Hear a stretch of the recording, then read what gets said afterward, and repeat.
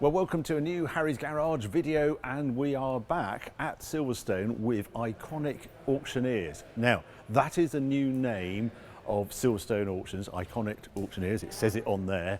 There is a reason behind the name change. I'm not going to explain it now, but there is a video on YouTube explaining all, and that will appear in the banner up there. But this sale is rammed 204 cars in all in this bumper catalogue. So poor old Tom, who has to do the editing, is quaking as usual.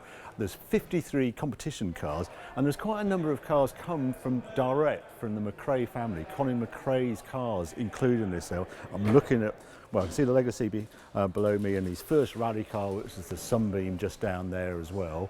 There's Automobilia here, which has just been set up here. We've just noticed there's amazing race overalls with McRae written in pen in it, uber cool. And this is setup day, so this is Wednesday. Thursday is the first viewing day, Friday is the first auction day. Yeah, be aware of the auction days because they're changed from their normal format. Friday, 25th of August starts with the competition cars 1 o'clock, and that will be followed by the Automobilia. Normally the sale is over 2 days of all the road cars. This year it's just on the Saturday. So Saturday 26th of August, 11 AM is when all these cars are going to be sold. It's going to be a monster sale. As I say, there's about 150 road cars in it.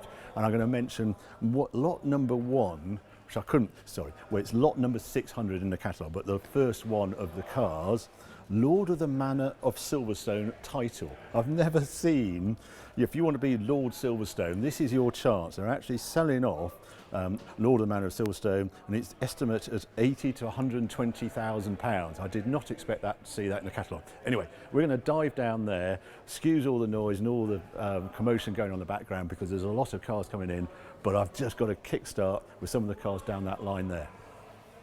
Just before we get going on the main line of cars down there, I wanted to show you these two because, yeah, Austin Mini Cooper Mark II, 1000cc Cooper, utterly original. I can't get how many miles, 21,000 miles from new, and owned for 42 years by Vanessa and Graham Clutterbuck, and that's the connection with Paddington because they actually did the TV producers for Paddington Bear and the Wombles. But I love original cars. I keep looking at the Mini and wonder whether I ought to add one to my collection. There's something very British, very iconic, and that looks super tidy, and that's 1968. Meanwhile, in Italy, they are obviously obsessed with the Fiat 500, and Abarth were making them go particularly quick, relatively speaking, I have to say. But a 595 SS Fiat Abarth here, this is 1967. Now, this is actually a replica, but lots are. There is an original one in the sale, I think, further down the line. But this is guided at £14,000 to £18,000, and the Mini at £25,000 to £30,000. But just two, if you were growing up in the 60s, these hero little cars were quite a thing. I must show you the engine on the Fiat because I've got a Fiat 500, and what people don't realise is they vibrate quite a lot, and the way that Fiat got round it was basically to mount it on springs, and if I get hold of that, it sort of jumps around in there to stop the vibration coming into the car. Anyway, there's a Lister 7 litre, which is another hero car, more of the 90s, I want to show you next. Well, if you read performance car in the 90s, this was a proper hero car. A Lister Le Mans 7 litre supercharged. Not only that, it's the convertible version as well. Now, I was actually lucky enough to drive a 7 litre Le Mans Lister the other day, and it's quite a thing. It's supercharged, it's got belt-driven superchargers on it, and it's just, there's so much grunt from this 7 litre. It's a lot diff. They've got enormous tyres. I think they almost share them with the Countach. These huge great rims. Yeah, what are they? 335 section rear tyres. They always seem to have this magnolia interior as well. And it is such a statement of 90s excess. Now, they didn't make that many of these cars, and they're one of those, it's guided at £80,000 to £90,000, 600 horsepower. Even as mobile sculpture, they're quite something.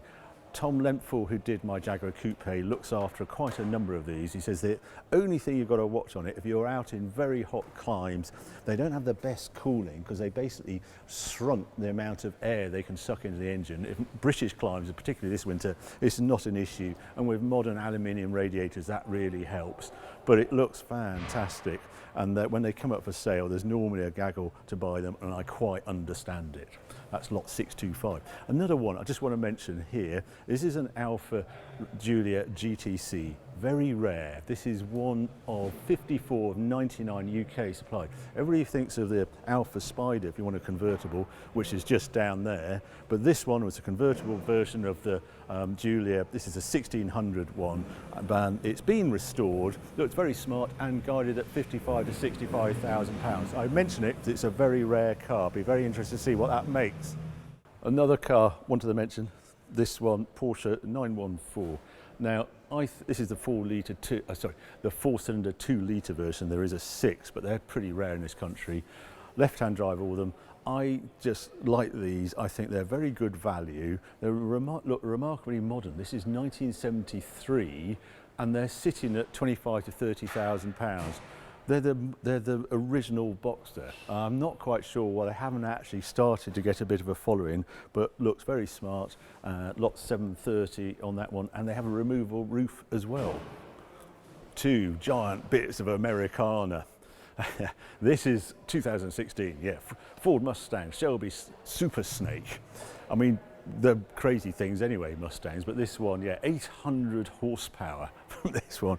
Lord knows what this one's going to be like. Two-wheel drive. I've not driven one as wild as this. I've driven some reasonably high horsepower ones, and everything's sort of super size. What's interesting in this one is it's right-hand drive, because by then they were actually doing right-hand drive Mustangs, and it's quite tempting at 75 to 85,000 pounds.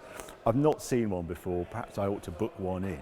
One car I have driven quite a lot though is this one, and this is the 2000 Dodge Viper GTS in very good colours. I think this grey and this stripe really suit it. Huge thing, V10. I drove one of these with Justin Bell over to Le Mans, and it was a very good GT car, way better than I expected it to be. They are an acquired taste. You're left-hand drive, you've got this great big car, but they drive better than expected. And you've got to remember that V10 was actually all aluminium, and they handle better than you might expect, but there's no traction controls, no nothing. It's all down to you, and in the wet, well, it's a bit of a handful, I'm sure, but it's guided at 55 to 65,000 pounds. Now, we just saw that GTC Alfa. I wanted to show you this one though, is Alfa Romeo 2-litre Spider. Now, 1975, looks very tight to me. I had that Duetta Alfa, and the surprise to me was how stiff the structure was. There was no rattles in it. It felt much better than I expected. And mine was quite expensive because it was Duetto, which is that boat tail one. These seem very good value to me. So, like I say, 1975, and guided at 20 to 25,000 pounds. This is actually optional factory hardtop. Not seen one before on it. It has a bigger window by doing that, but obviously the soft top is underneath. But I think that's a pretty good buy, that one. It looks very smart on its GTA wheels, Alfaholics wheels on it. God, there's so much to choose from.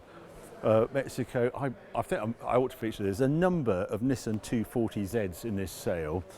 Again, if you grew up in the 70s, this Samari, this modified version was the one to have with the matte bonnet. 177, fabulous, rare opportunity to own one of these famous Z cars. 1973, I can't get over because it looks more modern than that. Most of them are American, but this is a right-hand drive one as well, and guided at 52 to 60,000 pounds. The standard versions are about half that price, and I think there's a couple of them in this sale as well. Where do we go next? Well, Evo 6. Can't help but feature this one. This, in the early days of Evo magazine, I had a rule that we'd never put a Mitsubishi Evo on the cover because we were been seen as a Japanese tuning magazine, but that's definitely what we weren't. But to drive, these were wild things. They were somehow more adjustable than the Subaru.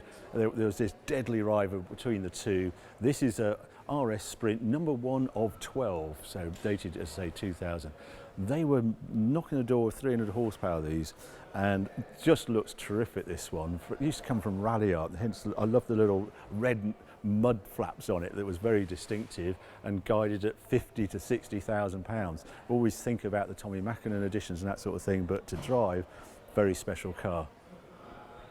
Now, a lot of people consider that the Ferrari 456 is the one to have, the four-seater Ferrari. I think these are well worth a look, the 612 Scaglietti, and in particular this one, because this is also manual transmission, and it was pretty rare with the 612 to see a manual there. I have driven one of these at the factory. It has super balance, and if you could ever find one of the one-to-one which had the glass roof, when he really found a very special car. But if you're considering a 456, which are getting on in money now, 40, 50,000 pounds, I think the 612 has less issues. 456 suffers from a little bit from window seals and just annoying features on it. 612 basically just work and haven't had normally a hard life, and in manual transmission they're a proper driver's car, and this one is guided at 80 to 100,000 pounds. Now, there's a lot of heavy metal here. You don't often see a convertible Interceptor. There we are, 1974, guided at 60 to 70,000 pounds, just been restored. Two big Bentleys here as well. Big four-seater, four-door one. That one has a giant sunroof on it. What I actually want to show you is this Pagoda. I know lots of people like the Mercedes Pagoda. It is a beautiful shape. I have the later one, and really it's neat. This is the one I absolutely love the shape of this. They're not great to drive. They have a bit of a peculiar automatic gearbox on them, and they're quite old really. I don't know, what's this one dated? 1969. Oh, this is one of the later ones. But I'm picking this one out because it's lived in Portugal, and it actually has the manual gearbox, and it transforms these cars. If you actually enjoy driving, these aren't too bad. Don't think it's been restored, but it's a lovely colour, this sort of green metallic and the sort of tan interior. And once they're restored, they're crazy money, these, but this looks pretty tight to me. Or have the hard top with it as well, and an interesting colour, and it is guided at 50 to 60,000 pounds, which seems reasonable value to me. Another Mini Cooper, this time 970S, that's a rare one, so it's guided slightly more, 34 to 38,000. I really like this Mini pickup. Just never see these more, and it has the Town and Country tyres on it, I noticed. Says it's done 6,365 miles from new, on offer a private collection, immaculately restored. I'm not sure if that's original mileage on it, but 25 to 35,000 pounds for that. Just mention this Pagoda. I was making a fuss of that one being a manual. Well, there's another manual Pagoda here, also a 280 SL, silver, 83,000 miles, guided at slightly more, 65 to 75,000 pounds. But I really wanted to show you this. Look at this, Fiat 500 Abarth. Now, 595 SS, although this has been converted to 695 SS, so a bigger engine conversion. This is a very early car, because this has the rear hinged doors on it, which you got on the very first 500s. Little things I've not seen on one of these before is the soft top has become a hard top. They've actually replaced the normal standard soft top with this top, which I've not seen. Red interior, looks utterly immaculate, lovely badging, and guided at 30 to 35,000 pounds. And then finally, this one. I have never seen one of these, but this is a 1970 Francis Lombardi Grand Prix. Basically, underneath is a Fiat 850. Good friend from Agricultural College had a Fiat 850. We used to go out in it regularly. It's a rear engined. He called it, like a 911. It wasn't really. You have to absolutely rev it. It was water-cooled, four-cylinder engine in the back. Didn't look as smart as this one, but this one is only guided at 20 to 25,000 pounds. Love the pop-up lights on it as well. Go find another. I love the Fiat badge on it as well. Anyway, must stay away. Let's go to the other hall. You don't often see a Porsche Turbo looking like this, but look at this one, 1983 Porsche Turbo, and has not been used, as you could probably guess, since 2010. Guy bought it in 2007 and then had a fuel pump issue, put it in his garage and never touched it again. They've just come in here. Obviously it's not being started, doesn't work, etc. It's 24,000 miles from new. It is a little tired. You can see a fair bit of rust just appearing on these wings here. Even the alloy bit there is slightly bubbling. as rust on here, unfortunately. Oh, I shouldn't have done that. But it is all complete. That mileage is quite attractive, and it is guided at 40 to 50,000 pounds, which is basically half price for one of those. Or something completely different. Look at this thing, 30 to 40,000 pounds for that car. Or this car I find very interesting. So this is an MGA, 1957 MGA Roadster. And it's basically made for rallying, doing historic rallies, that sort of thing. So all the timing gear, etc., is in it, and it is guided at 20 to 30,000 pounds, and it looks to be absolutely on the button. It's on all sorts of things, but critically did the Mille Miglia in 2021. And if you wanted an entry to the Mille Miglia, a car you could do the Mille Miglia in, here you go for about 20, 25,000 pounds. It's actually about 17,000 to enter Mille Miglia now. It's 2,000 kilometres, but it does give it provenance. It's got the seal on it. It's definitely done it, and I think that's a very good way to do the Mille Miglia. You do not have to go crazy expensive. There is a £25,000 MGA that would get you into the Mille Miglia. Now, as I said earlier, there's 53 competition cars here, and they're mainly in this line here. All sorts of cars. 1979 rally car, Bjorn Wardegaard did that car, did the RAC. I think I remember seeing it there. Or you're going to have a Dutch touring car here with Penthouse sponsorship on it, or Cosworths. There are quite a number of these Cosworth in various forms. Corvette, but this is quite an interesting car, this Nissan GTR. Now this came from the GT Academy. This was in the early noughties, where there was this idea of people on Gran Turismo, the game, how good were they in a real car, and this was the car they sort of used from it. A guy won it, he ended up at Le Mans as well, and they've just done a film on it. I think it's out this weekend, but this is the car that he raced at Le Mans and is in the film. So quite a rare car, but also guided at quite a high price, £225,000 to £275,000. But then they've got these three cars here from Colin McRae. This is actually from Colin McRae family. This original Sunbeam was the car he started rallying in. He entered his first rally in this car in 1977. Guided at 80 to 100,000 pounds, and this has actually been in the family, beautifully stored, beautifully prepared. I'm sure there's going to be huge interest in that. Or his legacy, now Pro Drive car. This is where he got together, I think, with Nicky Griss. Is this with? Oh, Derek Ringer was his co-driver in this car, and it's famous because he got 6 wins out of 6 in 1992. So Group A, ex-Colin McRae car. Huge interest in this car, such an iconic rally car, and guided at 380 to 450,000 pounds.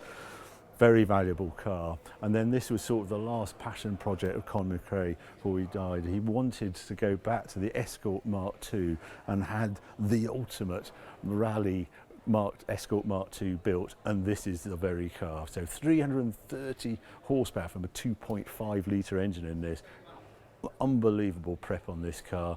Sale direct from the family, 125 to 150,000 pounds for the ultimate Mark II Rally Escort. We've come outside because they're still putting cars in hall number 2, and this is all the cars waiting to go in, and to save time we've come out and see what is out here. I'm not actually going to feature this, but there's Ford's Sapphire 2-wheel drive here. I think it's a long ownership, not exactly sure what lot number, but if you're after one, it's a good one. It's got leather interior. I've actually come out, going to kick off with this TVR Chimera. Now Chimeras and TVRs of this era were everywhere, and that's a bit of a downside because we all used them and we all had issues and we all wanted the bigger engine upgrade, etc. I was told when I owned my Griff 500, where I went wrong was having the modified engine by the Griff 500 opened out to 5 litre. If you want a super reliable TVR, you buy the stock engine Rover one, and this is a 4 litre Chimera. That means it has the 3.9 litre Rover engine in it, created from Land Rover, and basically is bulletproof because TVR never touched it. And it's 4,200 miles from new, this one, 20-year ownership. It's a near new Chimera. It is guided at 25 to 30,000 pounds, but I suggest that if you wanted a Chimera, that would be a good one to look at. Or if you want a Lotus Esprit, and I don't blame you, I love this S3. So this isn't the turbo version of Lotus Esprit. You can tell that because it hasn't got the louvered back window. It's got this all glass window at the back. sort of magnolia leather inside. So this 2.2 normally aspirated Lotus Esprit, 91,000 miles, 24,000 pounds guide on it. Yeah, I'm going to rattle through. This is the trouble of having so many cars to feature, but I have to feature this one. Look at this, little Julia Sprint GTA. Now this is the ultimate version of this. This was a competition car made as light as they could make them, 1600 I think in period, and you can tell a GTA by its rivets here of a dead giveaway. But this is actually a replica GTA done in Italy many moons ago. I can't remember if they're all right-hand drive or left-hand drive. There was a thing about right-hand drive cars on the continent being quicker on track. Not sure if this is always right-hand drive where it's being converted. But I can look underneath and it's all GTA suspension. You can see the holes in the suspension arms and that sort of thing. And these are very expensive Alphas these days. The GTA is well over £250,000. You can tell it's a step nose, so it's the early one. 1965 GTA replica, done Tour de Corso, done Tour Auto. It's got up-to-date FI papers, K appendix, and guided at 80 to 100,000 pounds. So basically less than half price of a proper GTA.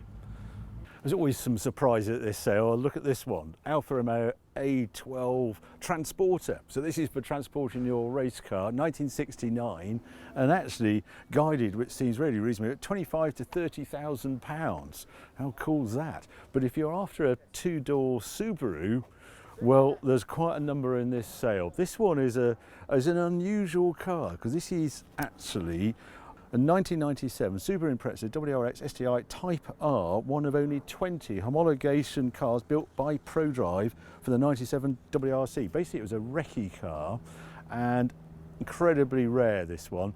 I know the owner of this, he's used it and he's enjoyed it, but it's time to move on. He's got some other, he's got a Subaru Legacy and things in the garage, and it's guided at 40 to 50,000 pounds.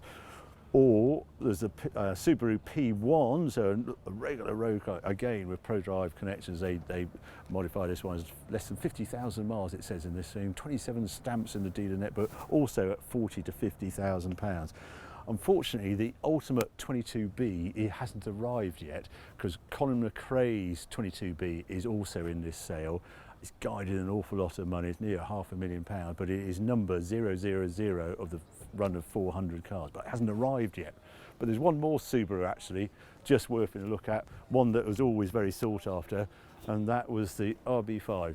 Now this is it, this is the RB5, and it looks fairly normal from the outside in Impreza, but there was just something about this car that was just right all the way through. It was incremental improvements all the way through it, and it was a particular favourite Evo. I see that the catalogue actually quotes this. The RB5 is truly outstanding, every ingredient perfectly in balance with the next, power to grip, weight to damping force. So yeah, we really liked it when it came out, and it's rare to see one like this. So this is only 41,000 miles from new, 99.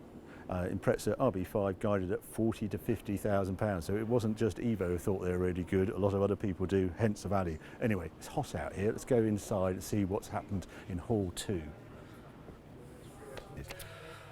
Now, if you're around in the 80s, you know about the Professional, these guys. I'm not sure I should be standing here with these two guns pointing at me, but there's these two Capris, Brody and Doyle, the Professionals, a very famous program from the 80s, and these car staff, they're always out of shape, lots of dust, lots of craziness, jumping around. And now they're up for auction. Now they're up for auction as a pair. They're both a 3-litre S Capris. Look perfect. One's got the Recaro with the fishnet headrest on it. That was the option. I noticed this one hasn't, so that's definitely the quicker of the two, the 3-litre S Capri, and they are guided with this sort of provenance and history at 200 to 230,000 pounds the pair.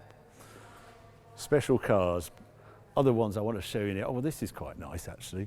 This is a Senna McLaren MP4 8 F1. So this is a display car of when Ayrton Senna was driving for them, hence the Ayrton Senna there, the boss, the logos, the Marlboro when cigarette advertising was allowed, and such a beautiful F1 car.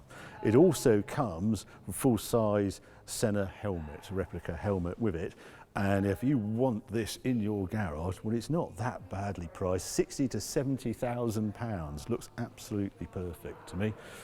Oh, there's so much to feature. I thought This one caught my eye. I don't understand. This is a Porsche Boston 2015. This is the Spider. So this is a limited run car, and with the basically a trick engine in it, and with this special manual roof, and they are beautiful handling cars. They always are, Boxster, but this adds a little layer of spice to it.